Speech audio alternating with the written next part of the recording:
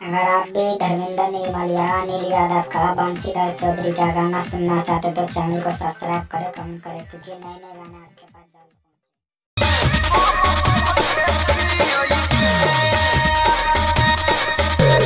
DJ विकास मटियार कला सीतामढ़ी।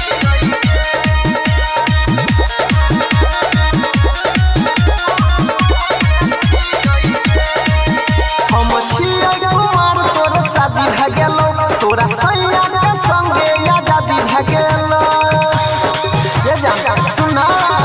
हम छियै कुमार तोर शादी भ गेलो तोरा सैया के संगे आजादी भ गेलो बिहल नीतीश जी के साइकिल पर हम चढ़ते छियै गे बिहल नीतीश जी के साइकिल पर हम चढ़ते छियै गे तू तो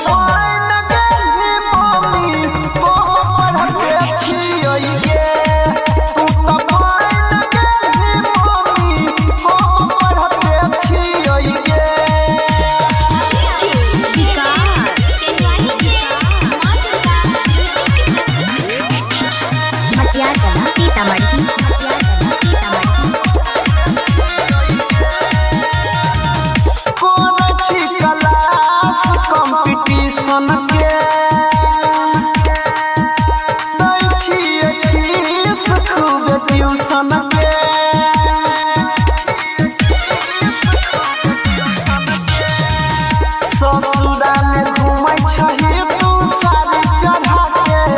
बनली देवदास तोहरे चलते हमें दाढ़ी बढ़ा के बिहल तोहर वाला चुम्मा याद करते छियै गे बिहल तोहर वाला चुम्मा याद करते छियै गे तू तो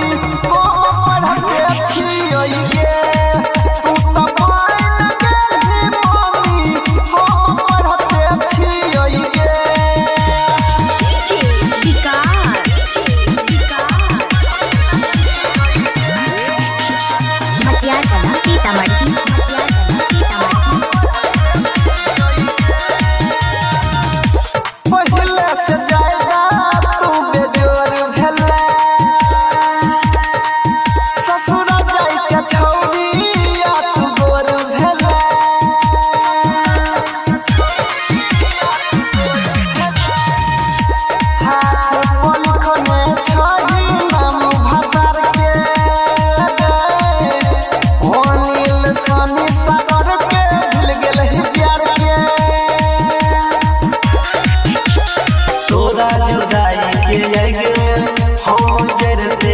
छियोगे